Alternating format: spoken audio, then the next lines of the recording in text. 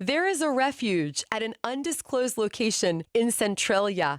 It's called the Lewis County Maternity House. And Emily Faley, one of the hearts behind it, is here to tell us all about it. Emily, you and everybody at Cooks Hill Community Church have been up to something good.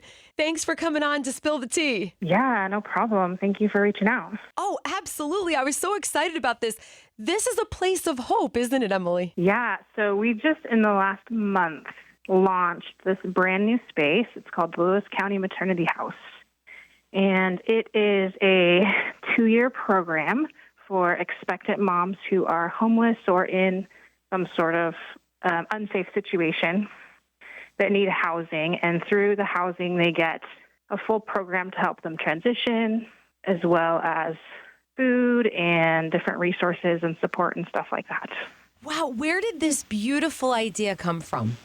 Yeah, so I work at Cooks Hill Community Church, and we run lots of programs for moms and families. And so when we were looking at our year of like, what do we want to do? What do we want to sort of move forward with? And how else can we be a support? It just kind of came through that like the one of the pieces that we're missing is housing and being able to help moms who come in and say, man, I have nowhere to bring my baby home to. And so we just kind of said, I think this is a vein that we could step into and be supportive. And so, yeah. I think it's incredible. And you guys are not saying when you come here, you have to be a Christian. Of course, all people are welcomed. What does that look like? Showing God's love maybe to some of these women who haven't really encountered it yet. Yeah, so we call our program faith-focused, not faith-forced. Ooh. So we try to make sure that we offer the opportunity to learn about Jesus and experience his love through the people that are a part of the program, but there's no expectation that you have to believe what we believe or come in with any type of faith basis at all. Yeah. Emily, what do you think happens when somebody experiences God's love through a person?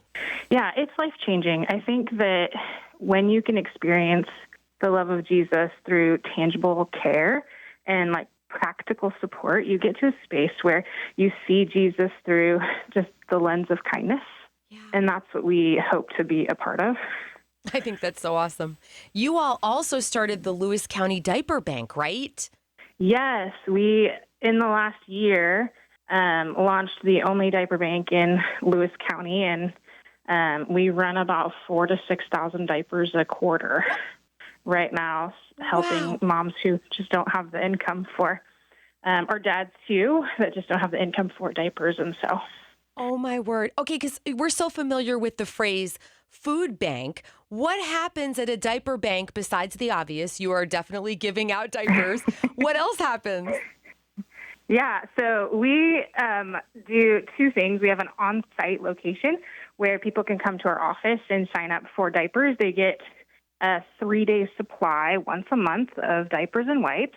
And then for rural Lewis County areas, we also have a mobile delivery.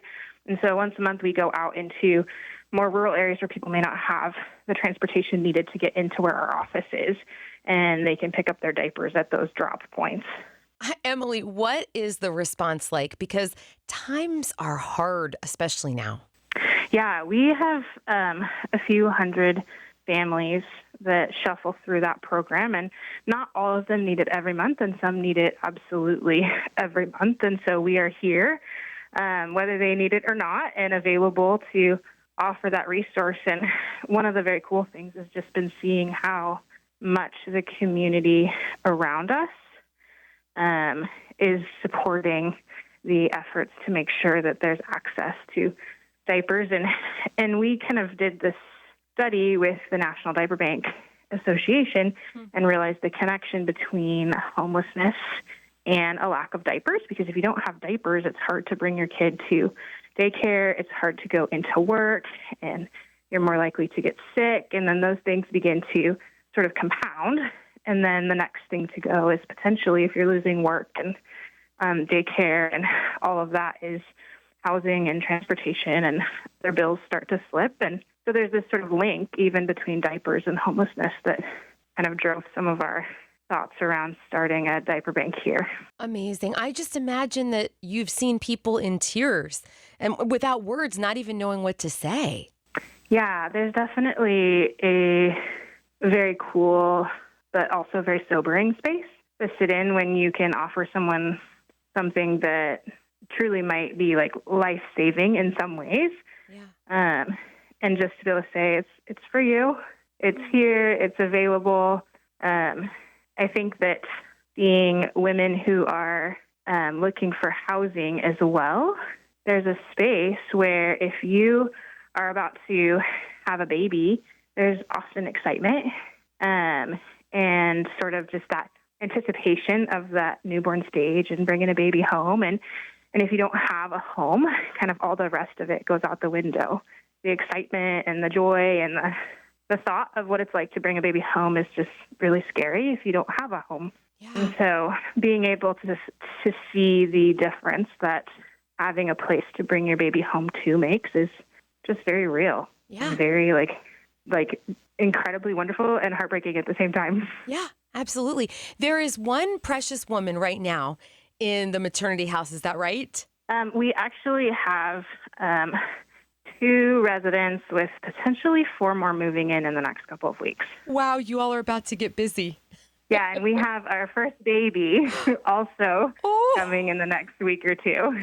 What does it feel like when you're in the maternity house? What is that vibe like? Yeah, so it's so new and we're just starting, but there's a lot of love and listening as stories are shared in safe places, and there's an opportunity to just be cared for and cared about, from everything like having a shower available to being able to sit and talk and drink coffee or do a puzzle and enjoy just the basic amenities of housing, or just the sense of people who care about you and love you and are like working to help you succeed.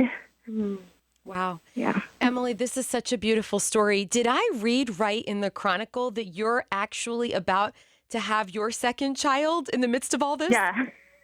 I might be a little bit out of breath because I'm currently due any day now. Oh, I mean, how meaningful is it to see this home open at the same time as you're about to welcome a new precious one from the Lord? Yeah, it was totally not expected, but it's totally how it worked out. So, wow. How are you feeling? good. Yeah. Wow.